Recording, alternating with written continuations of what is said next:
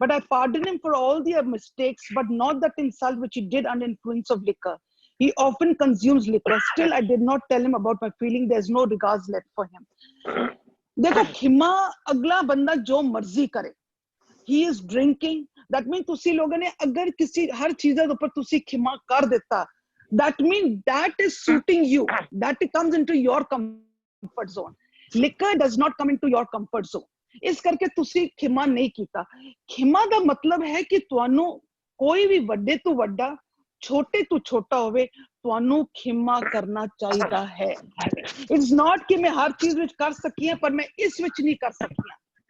Keema is an energy ਜਿਹੜੀ हर स्थिति ਦੇ ਵਿੱਚ हर सिचुएशन ਦੇ ਵਿੱਚ भी अप्लाई होना चाहिए. ਇਹ नहीं कि मैं इस ਨੂੰ खिमा कर देता तो मैं उस ਨੂੰ खिमा नहीं कीता, मैं इन्हां चीज़ां वास्ते खिमा कर देता ते मैं लिकर वास्ते खिमा नहीं कीता. No, keema is an energy which has to be applied in every situation, let it be big or let it be small. फिर दा मतलब तो ਅਸੀਂ खिमा खाली अपने कंफर्ट जोन ਦੇ ਵਿੱਚ ਅਸੀਂ ਕਰ ਰਹੇ ਹਾਂ, ਆਪਣੇ ਜੋ ਸਾਨੂੰ ठीक लगदा ਸੀ उसी ਨੂੰ ਕੀਤਾ है. No, keema is forced. Is पहले understand करो कि खिमा is an energy. This energy has to be applied in every situation, either it is small or it is big. Not with one person and not with the other person. It has to be done with everyone. This is an energy. अगर तो ये नहीं समझो कि खिमा है क्या चीज. खिमा is an energy. ਅਸੀਂ बोले आज मैं अपनी सस ਨੂੰ खिमा कर देता, मैं अपनी नूह ਨੂੰ नहीं खिमा कीता, मैं आज अपनी दरानी ਨੂੰ खिमा कर देता, आज मैं जिठानी ਨੂੰ नहीं खिमा कीता. No, that's not possible. Keema means an energy which has to be applied absolutely निर्वैर होके ਤੁਹਾਨੂੰ हर एक बंदे दे नाल करना चाहिए है. और in every situation बेशक वो छोटा है या बड़ा है, मैं तनु ए दो चीज़ां विचों खिमा कर देता पर मैं इस चीज़ विच तनु खिमा नहीं कीता, नहीं चलेगा.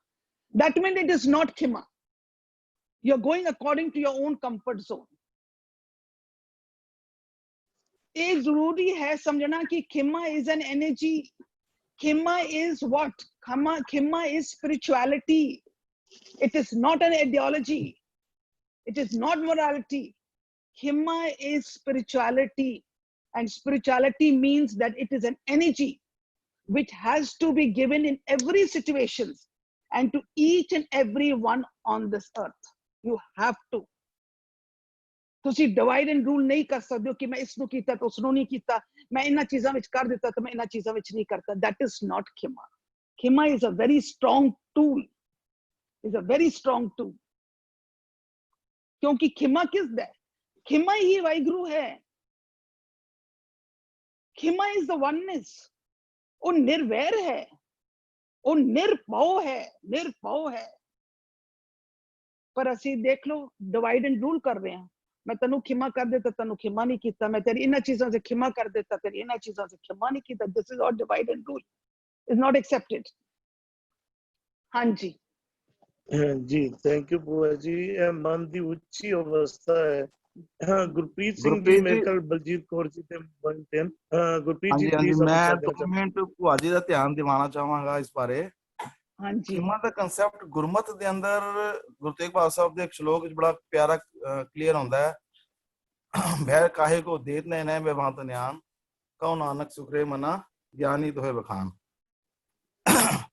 ਗੁਰਮਤ ਦਾ ਜਿਹੜਾ ਖਿਮਾ ਹੈ ਨਾ, ਮਤਲਬ ਮੇਰੇ ਹਿਸਾਬ ਨਾਲ ਭੂਆ ਜੀ, ਮੈਂ ਅਗਰ ਗਲਤ ਨਾ ਹੋਵਾਂ ਤੇ ਸਾਡੇ ਸਮਾਜ ਦਾ ਇੱਕ ਬਹੁਤ ਵੱਡਾ ਹਿੱਸਾ, ਇੱਕ ਧਰਮ ਦਾ, ਹੁਣ ਮੈਂ ਨਾਮ ਨਹੀਂ ਲੈਣਾ ਚਾਹੁੰਦਾ, ਇੱਕ ਧਰਮ ਸਮੁਦਾਇ ਜਿਹੜਾ ਹੈ ਉਹ ਖਿਮਾ ਨੂੰ ਬੜੀ ਵੱਡੀ ਆਪਣੀ ਇੱਕ ਸਿਧਾਂਤ ਸਮਝਦਾ ਹੈ. ਖਿਮਾ ਉਹਨਾਂ ਦਾ ਬੜਾ ਵੱਡਾ ਸਿਧਾਂਤ ਹੈ. ਲੇਕਿਨ ਅਗਰ ਅਸੀਂ ਉਸ ਪਰਿਪੇਖ ਵਿੱਚ ਦੇਖੀਏ ਨਾ, ਮਤਲਬ ਸਮਾਜਿਕ ਪਰਿਪੇਖ ਵਿੱਚ ਦੇਖੀਏ, ਤੇ ਉਸ ਸਮਾਜ ਨੇ ਅੱਜ ਤੱਕ ਕੋਈ ਵੀ ਸਾਨੂੰ ਸਿਪਾਹੀ ਨਹੀਂ ਦਿੱਤਾ. ਤੁਸੀਂ ਮਤਲਬ ਇਸ ਖਿਮਾ ਨੂੰ ਅਸੀਂ ਕਿਸ ਤਰੀਕੇ ਨਾਲ ਲੈਂਦੇ ਹਾਂ? ਅਸੀਂ ਖਿਮਾ ਨੂੰ ਅੰਦਰ ਦੇ ਤੌਰ ਤੇ ਲੈਂਦੇ ਹਾਂ ਜਾਂ ਬਾਹਰੀ ਤੌਰ ਤੇ ਲੈਂਦੇ ਹਾਂ? ਅਗਰ ਖਿਮਾ ਨੂੰ ਬਾਹਰੀ ਤੌਰ ਤੇ ਲਵਾਂਗੇ ਤੇ ਸਾਨੂੰ ਉਹ ਕਾਇਰ ਬਣਾਉਂਦੀ ਹੈ, ਸਾਡੇ ਸਮਾਜ ਨੂੰ ਕਾਇਰ ਬਣਾਉਂਦੀ ਹੈ. ਅਸੀਂ 800 ਸਾਲ ਗੁਲਾਮ ਰਹੇ, ਉਹ ਵੀ ਇੱਕ ਸ਼ਾਇਦ ਇਸ ਸਮਾਜ ਦੀ ਜਿਹੜੀ ਉਹ ਖਿਮਾ ਵਾਲੀ ਧਾਰਨਾ ਸੀ ਨਾ, ਜਿਹੜੀ ਅਸੀਂ ਅਡਾਪਟ ਕੀਤੀ ਹੋਈ ਸੀ, ਉਹ ਸਾਡੇ ਕਿਤੇ ਨਾ ਕਿਤੇ ਭੂਆ ਜੀ ਉਹ ਧਾਰਨਾ ਜਿਹੜੀ ਹੈ ਉਹ ਦ੍ਰਿੜ ਹੋ ਜਾਂਦੀ ਹੈ. ਖਿਮਾ ਅੰਦਰੋਂ ਲੈਣੀ. ਆਪ ਜੀ ਨੇ ਕੱਲ ਬੜੀ ਪਿਆਰੀ ਤਰੀਕੇ ਨਾਲ ਕਲੀਅਰ ਕੀਤਾ ਇਸ ਸਬਜੈਕਟ ਨੂੰ, ਬੜੀ ਬਰੀਕੀ ਸੀ ਇਸ ਸਬਜੈਕਟ ਦੇ ਅੰਦਰ. ਇਹ ਸਤਵੀਰ ਜੀ ਨਾਲ ਜਿਹੜਾ ਸਬਜੈਕਟ ਚੁੱਕਿਆ ਹੈ, ਇਹ ਤੁਸੀਂ ਬੜੀ ਬਰੀਕੀ ਨਾਲ ਇਹਨੂੰ ਕਲੀਅਰ ਕਰ ਗਏ ਸੀਗੇ ਕਿ ਖਿਮਾ ਅੰਦਰੋਂ ਦੀ ਹੈ. ਖਿਮਾ ਅੰਦਰੋਂ ਆਪਣੇ ਆਪਣੇ ਐਵੋਲੂਸ਼ਨ ਵਾਸਤੇ ਹੈਗੀ ਹੈ। ਲੇਕਿਨ ਖਿਮਾ ਨਾਲ ਕਦੀ ਵੀ ਕਮਜ਼ੋਰ ਨਹੀਂ ਹੈ, ਕਮਜ਼ੋਰੀ ਦਾ ਖਿਮਾ ਕਮਜ਼ੋਰ ਬੰਦਾ ਕਰ ਹੀ ਨਹੀਂ ਸਕਦਾ। मैं एक मैथ्रिशन गुप्त की शायद एक लाइन याद आ गई है कि खिमा शोभती उसी भुजंग को जिसके पास गरल हो। कमजोर बंदा तो खिमा कर ही नहीं, और की खिमा करेगा। लेकिन पर समाजिक ਜਿਹੜੀ ਧਾਰਨਾ ਬਣ ਗਈ ਹੈ ਨਾ ਇੱਕ ਸਮਾਜ ਦਾ, ਮੈਂ ਤੁਹਾਨੂੰ ਇੱਕ ਸੱਚਾਈ ਦੱਸ ਰਿਹਾ ਕਿ ਉਸ ਸਮਾਜ ਨੇ ਜਿਨ੍ਹਾਂ ਦਾ ਖਿਮਾ ਇੱਕ ਸਿਧਾਂਤ ਹੈ, ਉਹਨੇ ਅੱਜ ਤੱਕ ਇੱਕ ਸਿਪਾਹੀ ਨਹੀਂ ਦਿੱਤਾ ਉਸ ਪੂਰੇ ਸਮਾਜ ਨੂੰ, ਮਤਲਬ ਉਸ ਸਾਡੇ ਸਮੁਦਾਇ ਨੂੰ ਕੋਈ ਸਿਪਾਹੀ ਨਹੀਂ ਦਿੱਤਾ। ਔਰ ਹੁਣ ਇਸ ਚੀਜ਼ ਨੂੰ ਥੋੜਾ ਜਿਹਾ ਐਕਸਪਲੇਨ ਕਰੋ ਭਾਜੀ ਇਸ ਨੂੰ। ਹਾਂਜੀ ਦੇਖੋ ਫੋਰਗਿਵਿੰਗ ਜਿਹੜਾ ਸੀ ਨਾ, ਖਿਮਾ ਕਰਨਾ ਦਾ, ਮੈਂ ਬਾਰ-ਬਾਰ ਕਿਹਾ ਸੀ ਕਿ ਇਹ ਅੰਦਰ ਦੀ ਖੇਡ ਹੈਗੀ ਹੈ। ਅਸੀਂ ਕਿਸੇ ਕੋਲ ਜਾ ਕੇ ਜਾਂ ਕਿਸੇ ਕੋਲੋਂ ਮੰਗਣਾ ਨਹੀਂ ਹੈਗਾ। ਅਸੀਂ ਖਿਮਾ ਕਿਸ ਵਾਸਤੇ ਮੰਗਦੇ ਹਾਂ ਕਿ ਅਸੀਂ ਆਪਣੀ ਐਵੋਲੂਸ਼ਨ ਵਾਸਤੇ, ਅਸੀਂ ਆਪਣੀ ਖੇਡ ਵਾਸਤੇ, ਅਸੀਂ ਆਪਣੇ ਆਪ ਨੂੰ ਸਚਿਆਰ ਹੋਣ ਵਾਸਤੇ ਵੀ ਆਰ ਡੂਇੰਗ ਦਿਸ। ਪਹਿਲੇ ਇਹ ਚੀਜ਼ ਪੱਲੇ ਬੰਨ ਲਓ। ਇਹ ਅਸੀਂ ਖਿਮਾ ਇਸ ਕਰਕੇ ਨਹੀਂ ਮੰਗ ਰਹੇ ਹਾਂ ਜਾਂ ਅਸੀਂ ਕਿਸੇ ਨੂੰ ਖਿਮਾ ਕਰ ਰਹੇ ਹੈਗੇ ਆ ਕਿ ਕੋਈ ਮੈਨੂੰ ਐਕਸੈਪਟ ਕਰ ਲੇ ਜਾਂ ਦੁਨੀਆ ਮੇਰੇ ਨਾਲ ਚੱਲੇ। ਨੋ, ਖਿਮਾ ਇਜ਼ ਐਨ ਐਨਰਜੀ ਜੋ ਅਸੀਂ ਆਪਣੇ ਐਵੋਲੂਸ਼ਨ ਵਾਸਤੇ ਕਰ ਰਹੇ ਹਾਂ, ਆਪਣੇ ਅਸੀਂ ਉਸ ਮਕਸਦ ਤੱਕ ਪਹੁੰਚਣ ਵਾਸਤੇ ਜਿੱਥੇ ਅਸੀਂ ਸਚਿਆਰ ਹੋ ਸਕੀਏ। ਅਗਰ ਅਸੀਂ ਉਸ ਅਵਸਥਾ ਨੂੰ ਪ੍ਰਾਪਤ ਕਰ ਲੈਂਦੇ ਹਾਂ ਤੇ ਸਾਡੀ ਚੜ੍ਹਦੀ ਕਲਾ ਹੈ। This is ਅਸੀਂ ਬਲਵਾਨ, ਸਾਡੇ we have a very strong spiritual muscles। ਫਿਰ ਅਸੀਂ ਤਰੇ ਨਾਲ ਅਸੀਂ ਜਿੱਥੇ ਮਰਜ਼ੀ ਚਲੇ ਜਾਈਏ, no one can harm you, no one can harm you। It is a very silent message, is a very silent energy that is working around the world। ਇਕਰ ਤੁਸੀਂ ਇੱਕ ਇਸ forgiveness ਦੇ ਪੂਰੀ ਤਰ੍ਹਾਂ ਉਤਰ ਜਾਂਦਾ ਹੈ ਮਨ, ਤਾਂ ਤੁਸੀਂ ਜਿੱਥੇ ਮਰਜ਼ੀ ਚਲੇ ਜਾਓ, ਤੁਸੀਂ ਚੜ੍ਹਦੀ ਕਲਾ ਦੇ ਵਿੱਚ ਰਹੋਗੇ। ਤੁਸੀਂ ਖਾਲੀ ਆਪਣੇ ਆਪ ਨੂੰ ਨਹੀਂ ਬਦਲਦੇ ਹੋ, ਤੁਸੀਂ ਦੁਨੀਆ ਨੂੰ ਵੀ ਬਦਲਦੇ ਹੋ। You change, the world changes with you. ਇਹ ਸਭ ਤੋਂ ਵੱਡਾ ਸ਼ਸਤਰ ਹੈ ਸਾਡੇ ਵਾਸਤੇ, ਇੱਕ ਅੰਦਰ ਦਾ ਸ਼ਸਤਰ ਹੈਗਾ। We are not talking about the outside, we are not talking about the inside. ਔਰ ਇਸ ਨੂੰ ਉਤਾਰਨਾ ਇਟ ਇਜ਼ ਨਾਟ ਈਜ਼ੀ। ਇਹ ਸਿਪਾਹੀ ਦਾ ਕੰਮ ਹੈਗਾ, ਇਹ ਸਾਡੇ ਸਿਪਾਹੀ ਦਾ ਕੰਮ ਹੈਗਾ। ਮੇਰੀ ਪੀੜ੍ਹੀ ਦੇ ਮਾਲਕ ਨੇ ਸਾਨੂੰ ਕੀ ਸਿਖਾਇਆ? What did he teach us? ਜਿਹੜਾ ਸ਼ਸਤਰ ਉਠਾਣਾ ਸੀ ਉਹ ਅੰਦਰ ਦਾ ਗਿਆਨ ਦਾ ਸ਼ਸਤਰ ਸੀ। ਇਹ ਸਾਡਾ ਉਹ ਗਿਆਨ ਦਾ ਸ਼ਸਤਰ ਹੈਗਾ ਫੋਰਗਿਵਿੰਗ। ਜਦੋਂ ਅਸੀਂ ਇਹ ਸ਼ਸਤਰ ਉਠਾਉਂਦੇ ਹਾਂ ਤੇ ਅਸੀਂ ਸਿਪਾਹੀ ਅੰਦਰ ਹੀ ਬਣਦੇ ਹਾਂ, ਅਸੀਂ ਚੜ੍ਹਦੀ ਕਲਾ ਵਿੱਚ ਚਲੇ ਜਾਂਦੇ ਹਾਂ। ਫਿਰ ਅਸੀਂ ਮੂੰਹ ਨਹੀਂ ਮੋੜਦੇ, ਫਿਰ ਮੂੰਹ ਨਹੀਂ ਮੋੜੋਗੇ ਕਿਸੇ ਦੇ ਨਾਲ। For example there is a situation outside and you have to say ਕਿ ਇਹ ਸੱਚ ਹੈ ਔਰ ਝੂਠ ਦਾ ਪੱਖ ਹੈਗਾ। ਦੋ ਪੱਖ ਹੈਗੇ। ਅਗਰ ਮੈਂ ਝੂਠ ਦਾ ਪੱਖ ਦਿੰਦਾ ਤਾਂ I lose my values। ਅਗਰ ਮੈਂ ਸੱਚ ਦਾ ਪੱਖ ਦਿੰਦਾ ਤੇ I have to have ਉਹਦਾ ਜਿਹੜਾ ਮੈਨੂੰ ਰਿਜ਼ਲਟ ਆਏਗਾ, ਹੋ ਸਕਦਾ ਹੈ ਮੈਨੂੰ ਬਰਾਦਰੀ ਦੇ ਵਿੱਚ ਉਹ ਲੋਕ ਚੰਮ ਕੇ ਰੱਖ ਦੇਵਣ। that is my choice। ਅਗਰ ਮੇਰੇ ਅੰਦਰ ਇਹ ਫੋਰਗਿਵਿੰਗ ਦਾ ਸ਼ਸਤਰ ਹੈ ਤੇ ਮੈਂ ਸੱਚ ਦਾ ਪੱਖ ਲਵਾਂਗੀ ਔਰ ਸੱਚ ਦੇ ਪੱਖ ਦੇ ਵਿੱਚ I will be ready to face all the consequences। ਇਹ ਹੈ ਸਿਪਾਹੀ ਦਾ। ਬਟ ਇਹ ਤਦ ਹੀ ਬਣੋਗੇ ਅਗਰ ਤੁਹਾਨੂੰ ਅੰਦਰ ਦਾ, ਪਹਿਲੇ ਤੁਹਾਨੂੰ ਸੋਝੀ ਹੋਣੀ ਚਾਹੀਦੀ ਕਿ ਅਸੀਂ ਜੋ ਫੋਰਗਿਵਿੰਗ ਕਰ ਰਹੇ ਹਾਂ, ਫੋਰਗਿਵਿੰਗ ਮੰਗ ਰਹੇ ਹਾਂ, ਇਹ ਅੰਦਰ ਦੀ ਖੇਡ ਹੈ। ਕਿਉਂਕਿ ਮਾਈਂਡ ਹੈਜ਼ ਬੀਨ ਟਿਊਨ, ਮਨ ਟਿਊਨ ਹੋ ਗਿਆ ਕਿ ਹੁਣ ਮੈਂ ਸਚਿਆਰ ਹੋਣਾ ਹੈ। ਮੈਂ ਆਪਣੇ ਅੰਦਰ ਦੀ ਸ੍ਰਿਸ਼ਟੀ ਨੂੰ ਇੱਕ ਦੇ ਨਾਲ ਇੱਕਮਿਤ ਹੋ ਕੇ ਪਰਮਾਤਮਾ ਆਤਮਾ ਦੇ ਨਾਲ ਮਿਲਣਾ ਹੈ। I don't care for anything outside। I am not doing any forgiveness ताकि कोई सिचुएशन बाहर दी मैं ठीक कर ला या कोई मेरे पक्ष ਵਿੱਚ ਆ ਜਾਏ या कोई मेरे हाँ ਦੇ ਨਾਲ हाँ ਮਿਲਾ ਲੇ, कोई मेरा बंदा ਜਿਹੜਾ ਮੇਰੇ ਕੋਈ ਫਰੇਮਵਰਕ ਵਿੱਚ ਆ ਜਾਏ। नो, ਮਨੂੰ ਫਰੇਮਵਰਕ ਚਾਹੀਦਾ ਖਾਲੀ ਉਸ ਇੱਕ ਦਾ, ਮਨੂੰ ਖਾਲੀ ਚਾਹੀਦਾ ਉਸ ਇੱਕ ਦਾ। So don't think forgiving is a very small thing। It's a very high power। ਇਹ ਖਾਲੀ ਫੌਜੀਆਂ ਦਾ ਕੰਮ ਹੈਗਾ forgiving। Asking for forgiving and forgiving ਇਹ ਖਾਲੀ ਫੌਜੀਆਂ ਦਾ ਕੰਮ ਹੈ, ਇਹ ਸਿਪਾਹੀਆਂ ਦਾ ਕੰਮ ਹੈਗਾ। ਇਹ ਸ਼ਸਤਰ ਹੈਗਾ ਉਠਾਉਣ ਵਾਲਾ। So don't underestimate forgiving। Don't underestimate forgiving। ਅਸੀਂ ਇਸੇ ਕਰਕੇ ਕਹਿ ਦਿੰਦੇ ਨਾ ਕਿ ਬਾਹਰ ਦੀ ਸਥਿਤੀ ਕੋਈ ਵੀ ਹੈਗਾ ਤੁਹਾਡੇ ਸਿਰ ਤੋਂ, ਕਹਿੰਦੇ ਗੱਡੀ ਵੀ ਲੰਘ ਜਾਏ, ਇੱਕਦਮ ਸਟੇਬਲ ਰਹਿ ਕੇ ਆਪਣੇ ਅੰਦਰ ਦੇ ਸੰਸਾਰ ਨੂੰ ਠੀਕ ਕਰੋ। That is forgiving and asking for forgiveness। ਬਹੁਤ ਖੂਬ। ਗੁਰੂ ਸਾਹਿਬ ਦਾ ਸਿਧਾਂਤ ਜਿਹੜਾ ਨਾ ਸੰਤ ਸਿਪਾਹੀ ਵਾਲਾ ਸਿਧਾਂਤ, ਅਸੀਂ ਫੋਰਗਿਵਿੰਗ ਨੂੰ ਕੇਵਲ ਸੰਤ ਨਾਲ ਨਾ ਜੋੜ ਲਈਏ, ਨਾਲ ਸਿਪਾਹੀ ਦਾ ਪੱਖ ਵੀ ਨਾਲ। ਇੱਕ ਮਿੰਟ, ਮੈਂ ਇਹੀ ਭਾਜੀ ਦੀ ਇਸੀ ਗੱਲ ਨੂੰ ਮੈਂ ਲੈਣਾ ਚਾਹ ਰਿਹਾ ਸੀਗਾ ਕਿ ਅਗਰ ਅਸੀਂ ਖਿਮਾ ਬਾਹਰੀ ਤੌਰ ਤੇ ਕਰਦੇ ਹਾਂ ਤੇ ਉਹਦਾ ਅਸੀਂ ਸਮਾਜਿਕ ਰੂਪ ਦੇਖ ਰਹੇ ਹਾਂ ਕਿ ਉਹ ਖਿਮਾ ਫਿਰ ਕੇਵਲ ਇੱਕ ਸਾਨੂੰ ਕਮਜ਼ੋਰੀ ਬਣਾ ਦਿੰਦੀ ਹੈ।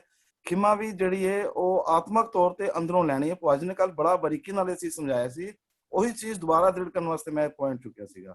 ਥੈਂਕ ਯੂ ਭੂਆ ਜੀ, ਥੈਂਕ ਯੂ ਵੈਰੀ ਮਚ। ਬਹੁਤ ਅੱਛਾ ਕੁਐਸਚਨ ਸੀ ਗੁਰਪ੍ਰੀਤ ਜੀ ਆਪ ਜੀ ਦਾ। ਹਰਵਿੰਦਰ ਵੀਰ ਜੀ ਥੋੜਾ ਜਿਹਾ ਇਸ ਪੱਖ ਉੱਤੇ ਥੋੜਾ ਜਿਹਾ ਚਾਨਣ ਆਪ ਜੀ ਵੀ ਪਾਓ। ਮੈਂ ਵਿਸ਼ਾ ਇਸ ਲਈ ਹੋਰ ਆਪ ਜੀ ਕੋਲੋਂ ਲੈਣਾ ਚਾਹ ਰਿਹਾ ਕਿਉਂਕਿ ਗੁਰੂ ਗੋਬਿੰਦ ਸਿੰਘ ਜੀ ਨੇ ਜਦੋਂ ਕਿਰਪਾਨ ਚੁੱਕੀ ਹੈ ਹਮਲਾਵਰ ਦੇ ਹਮਲੇ ਨੂੰ ਰੋਕਣ ਵਾਸਤੇ, ਉਹਨਾਂ ਦੇ ਮਨ ਵਿੱਚ ਘਿਰਣਾ ਨਹੀਂ ਸੀ, ਨਫ਼ਰਤ ਨਹੀਂ ਸੀ, ਤਾਂ ਵੀ ਉਹਨਾਂ ਦੇ ਮਨ ਵਿੱਚ ਪ੍ਰੇਮ ਸੀਗਾ। ਇਸ ਪੱਖ ਨੂੰ ਵੀ ਥੋੜਾ ਜਿਹਾ ਖੋਲਿਆ। ਗੱਲ ਬਿਲਕੁਲ ਸਹੀ ਹੈ। ਜੇ ਕਿਸੇ ਦੇ ਵਧੀਕੀ ਨੂੰ ਬਰਦਾਸ਼ਤ ਕਰਨਾ ਜਿਹੜਾ ਹੈ ਨਾ, ਇਹ ਸੋਚ ਕੇ ਕਿ ਨਹੀਂ ਮੈਂ ਉਹਦੇ ਨਾਲ ਕੁਝ ਮਾੜਾ ਕੀਤਾ ਹੋਣਾ, ਅਸੀਂ there are two aspects, ਇੱਕ ਇਹ ਖਿਮਾ ਕਰ ਦੇਣਾ, ਇੱਕ ਹੈ ਖਿਮਾ ਮੰਗਣਾ।